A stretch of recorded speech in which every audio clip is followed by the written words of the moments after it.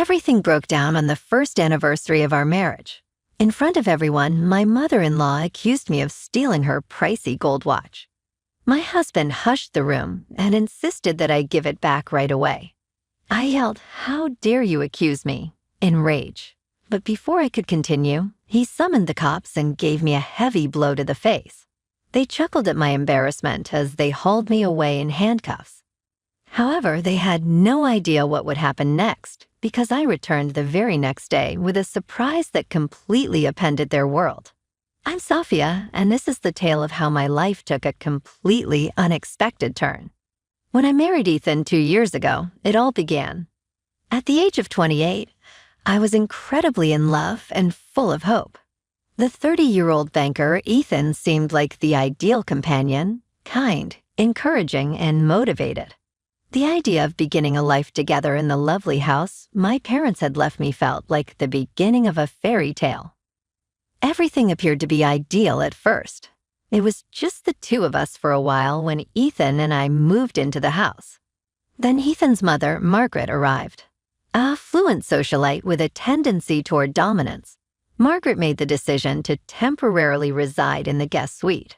In retrospect, I saw that it was her first attempt to establish control over our lives, even though she claimed it was to assist us get used to married life. Margaret was a difficult person to win over. Without ever raising her voice, she had a knack of making you feel insignificant. She was critical of everything I did, including how I cooked, decorated, and even managed the home money. "Sophia," she would say sharply, "do you really believe that this blue color goes well with the living room? It's really childish." Her remarks were poignant, but Ethan would brush it off with a laugh and advise me not to take her too seriously. Margaret's presence only became more onerous, despite my best efforts to maintain harmony in the hopes that things would get better with time. To my dismay, Ethan rarely agreed with me, and every choice I made was questioned. He dismissed my worries by saying, "She's just trying to help." I started to feel alienated in my own house. Our first year of marriage was an endurance test. Around Margaret, who seemed to like coming up with new methods to exercise her authority, every day felt like treading carefully. It was made worse by Ethan's passivity. I frequently questioned whether he really realized how unhappy I was because he was so readily influenced by his mother. However, I hoped that things would improve since I loved him. Then came our first wedding anniversary, which I had envisioned as a celebration of love and perseverance. Ethan and I made the decision to have a lavish celebration at our house. Naturally, Margaret had a major role in the preparation. She responded, "Leave it to me," with a smile that stopped short of her eyes. I grudgingly let her lead since I wanted the day to be memorable. It was a lovely gathering. Margaret didn't cut any corners. Laughing, dancing, and raising a glass to our 1-year anniversary, guests flooded our house. I was on the verge of joy. Then everything was different. It began quietly. As the evening wore on, Margaret's cold smile became wider. Her voice was just loud enough for me to hear bits and pieces of her talks as she mixed with the attendees. She would comment, "Sophia's lucky to have Ethan," in a condescending tone. Reminding myself that this was our celebration, not hers, I chose to ignore it. Then she got up during supper and tapped her glass to draw attention. "I have something important to say," she declared, causing the room to become silent. I looked at Ethan, who was just as perplexed as I was. Margaret showed off her naked wrist, which was only slightly tanned where a watch had once been. "My luxury watch, a family heirloom, is missing," she said, her gaze landing squarely on me. My heart sank. It was here this morning, and now it's gone. The guests exchanged uncomfortable glances, and I felt their eyes on me. "Sophia," Margaret continued, her voice cold, "you were the last person near my room. Do you know anything about this?" I stared at her, stunned. "No," I stammered. "I don't know what you're talking about. I would never." "Don't lie," she snapped, her facade of politeness crumbling. "You've always been envious of our family's wealth. It's shameful."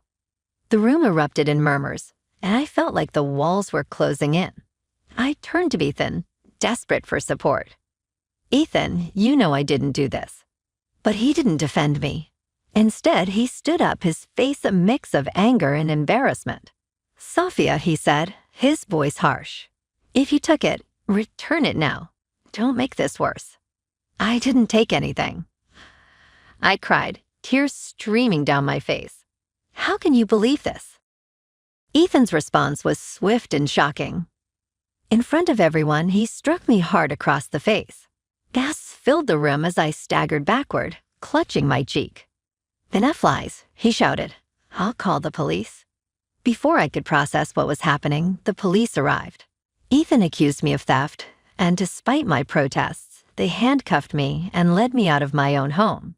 The last thing I saw before the doors closed behind me was Margaret's triumphant smirk and Ethan's cold, unforgiving eyes.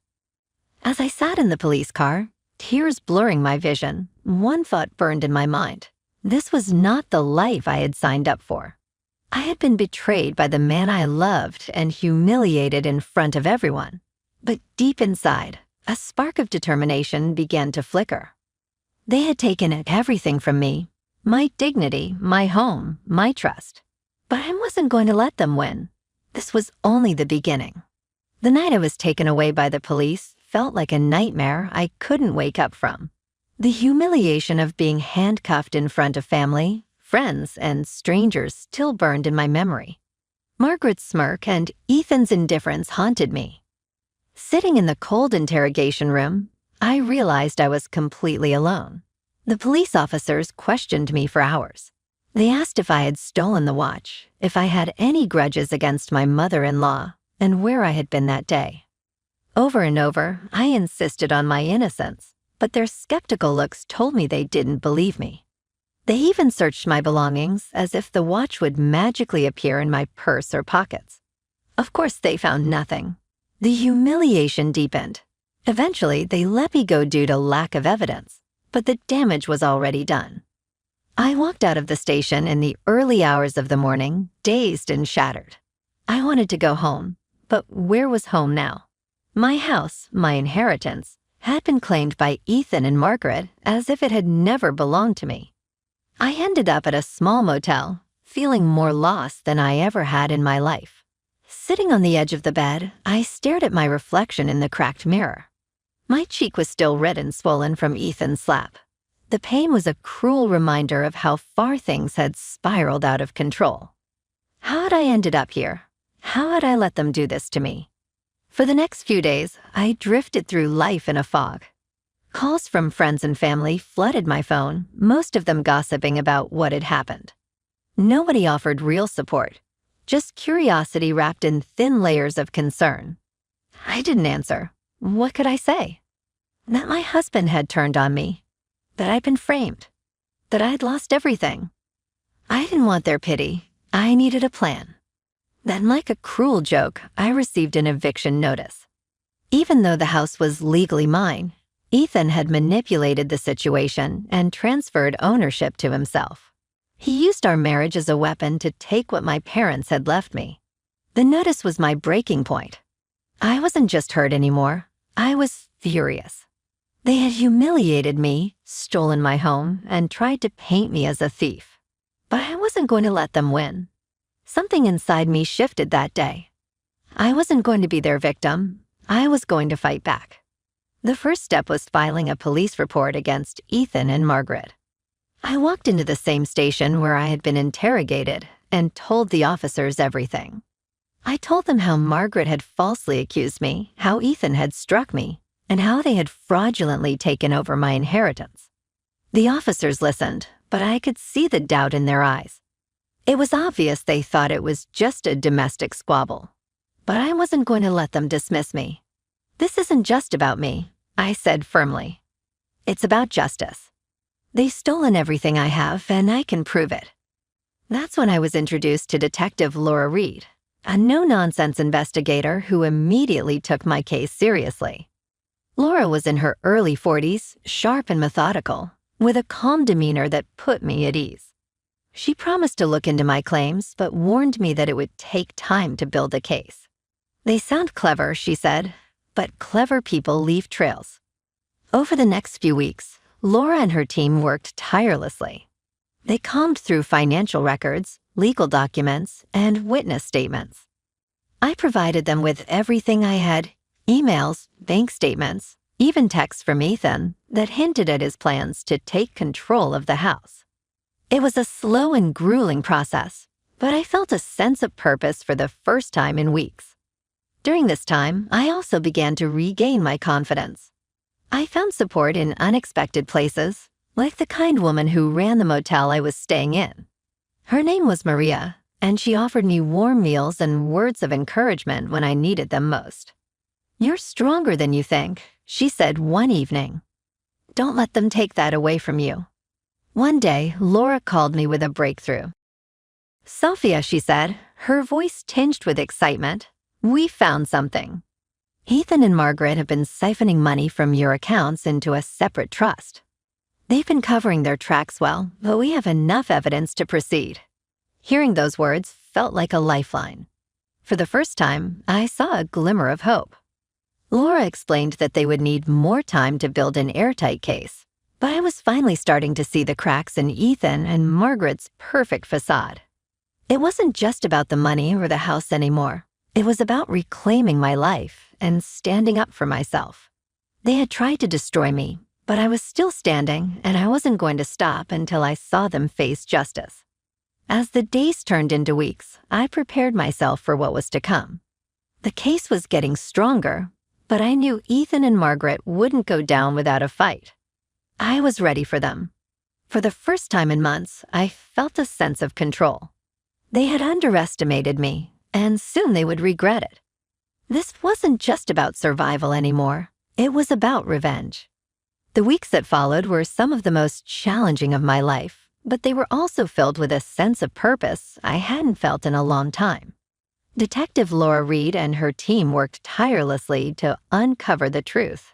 Every new piece of evidence they found felt like a small victory, a step closer to reclaiming what had been stolen from me. Laura kept me updated regularly, and each time we met, she brought news that strengthened the case.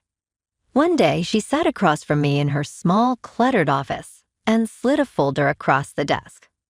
"Sophia, this is big," she said. "We traced significant amounts of money being transferred from your personal accounts to an offshore account linked to Ethan." I opened the folder and saw the damning evidence laid out in black and white. Ethan had been systematically stealing from me, using our shared accounts to funnel my inheritance into his name. I felt a mix of anger and relief. It was painful to see how far he'd gone to betray me, but it was also proof that I wasn't imagining things. Laura leaned back in her chair, her sharp eyes studying me. "We're also looking into Margaret's involvement. From what we've gathered, she's been orchestrating this from the start. She manipulated Ethan and used him to do her dirty work." Hearing that confirmed what I had always suspected. Margaret had never accepted me, and she had done everything in her power to tear me down. But now the tables were starting to turn. As the investigation continued, I found myself reflecting on my marriage. How had I not seen this coming? How had I allowed Ethan and Margaret to take control of my life? The truth was, I had been so blinded by love that I ignored the red flags. Ethan's inability to stand up to his mother, Margaret's constant belittling, it was all there from the beginning. I just didn't want to see it. One evening, as I sat in my motel room, I received a call from Laura. "Sophia," she said, her voice serious, "we found something else. Ethan and Margaret have been trying to sell the house. They've listed it under a fake name to avoid suspicion." My heart sank. The house wasn't just a building to me. It was the last piece of my parents' legacy. The thought of them profiting from it made my blood boil. "Can we stop them?" I asked, my voice trembling with anger. "Yes," Laura said firmly. "We've already filed an injunction to freeze the sale. They can't touch the property until this case is resolved." That was the moment I realized how important it was to keep fighting. This wasn't just about me anymore. It was about protecting my parents' memory and ensuring that Ethan and Margaret didn't get away with their cruelty. The next major breakthrough came when Laura's team uncovered emails between Ethan and Margaret. In these emails, Margaret explicitly instructed Ethan on how to manipulate me into signing over the house. Her words were cold and calculating, with no regard for the damage they were causing. "You see, Sophia," Laura said as she showed me the emails, "this isn't just about fraud. It's about emotional abuse, too. They planned this from the start." I felt a surge of anger as I read Margaret's words. She had always presented herself as a sophisticated, well-mannered woman, but these emails revealed her true nature. She was a schemer, a manipulator, and a liar. And now the world would see her for who she really was. The case finally went to court, and I was both nervous and determined. Walking into that courtroom was one of the hardest things I'd ever done, but I knew I had no choice. Ethan and Margaret were there, sitting smugly at the defendant's table. Margaret's cold gaze met mine, and I could see the disdain in her eyes. Ethan looked uneasy, but he avoided making eye contact with me. The trial was intense. Laura and her team presented the evidence meticulously, leaving no room for doubt. They showed the financial records, the forged documents, and the incriminating emails. Witnesses were called, including friends and acquaintances who testified about Margaret's manipulative behavior and Ethan's questionable actions. Sitting in that courtroom, I felt a mix of emotions. There were moments when I wanted to cry, moments when I wanted to scream, and moments when I felt an overwhelming sense of pride. This was my fight, and I was finally taking back control. One of the most powerful moments came when Laura cross-examined Margaret. "Mrs. Connor," she said, her voice calm but firm, "can you explain why you accused Sophia of stealing your watch when no evidence of theft was ever found?" Margaret faltered, her composed facade cracking. I believed she had taken it," she stammered. "Believed?" Laura pressed. Or was it a convenient way to humiliate her and justify taking over her assets? Margaret's silence spoke volumes. The courtroom was tense, and I could feel the eyes of the jury shifting toward her with judgment. By the time the trial concluded, I knew the tide had turned. The evidence was overwhelming, and the jury saw through their lies. The prosecutor gave a closing statement that left no room for doubt. Ethan and Margaret were guilty of fraud, theft, and emotional abuse. The judge delivered the verdict swiftly. Both Ethan and Margaret were found guilty and sentenced to prison. My assets, including the house, were to be returned to me immediately. As the verdict was announced, I felt an overwhelming sense of relief. I had won, but more than that, I had reclaimed my dignity. This wasn't just a legal victory, it was a personal one. For the first time in a long time, I felt strong, empowered, and ready to start anew. The fight was over, but my journey was just beginning. As the courtroom emptied and the final echoes of the gavel faded, I sat still, letting the weight of everything settle. It was over. Ethan and Margaret were led away in handcuffs, their smugness replaced with disbelief and fear. For the first time in months, I felt a sense of peace. Laura approached me, a satisfied smile on her face. "You did it, Sophia," she said, placing a reassuring hand on my shoulder. "They got what they deserved." "Thank you," I replied, my voice steady but filled with emotion. "I couldn't have done this without you." Leaving the courthouse that day, I realized how much had changed. I had started this journey broken and humiliated, but now I felt stronger than I ever thought possible. Justice had been served, and the pieces of my life were finally starting to come back together. The days that followed were filled with small victories. The house, my parents' legacy, was officially returned to me. Walking through its halls again was bittersweet. The memories of the betrayal that took place there were hard to ignore, but I was determined to reclaim it as my own. The first thing I did was redecorate, erasing every trace of Ethan and Margaret's presence. Each brushstroke of paint and every new piece of furniture felt like a step toward healing. Financially, I was back on stable ground. The court ordered the return of all the money Ethan had siphoned from my account. It wasn't just about the money. It was about restoring what was rightfully mine. With each account balance restored, I felt a little closer to reclaiming the independence I had lost. But the most important victory was emotional. For so long, I had let Ethan and Margaret's manipulation define me. Their betrayal had left scars, but now those scars felt more like badges of resilience.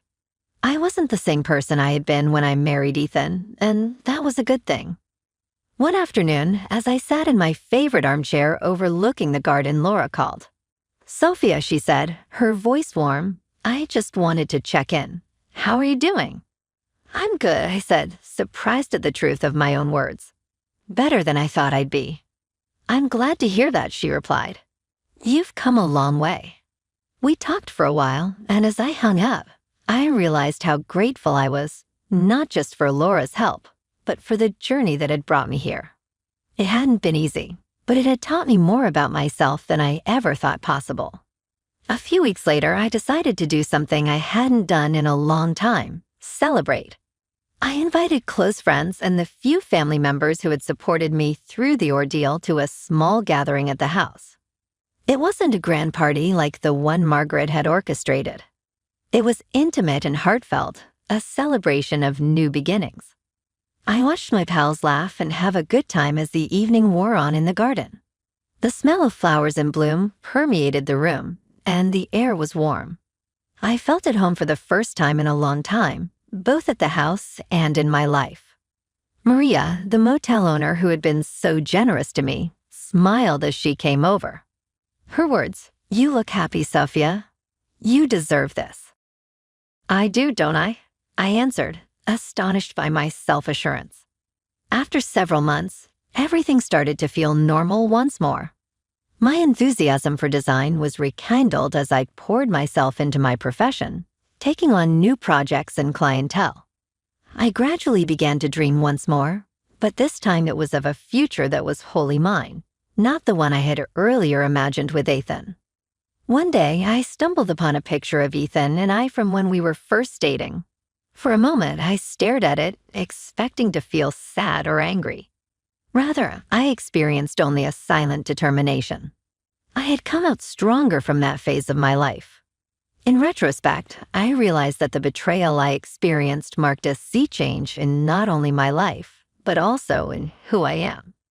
It showed me the power that comes from standing up for yourself, the significance of fighting for what's right, and the value of resilience. Although that wasn't the route I would have taken, it brought me to a position of empowerment and self-discovery. I've changed from being a lady who let other people to dictate her life. I'm Sophia, a woman who stood up for herself, took back her honor, and created a new life for herself. And I'm proud of that. This is just the beginning of my story.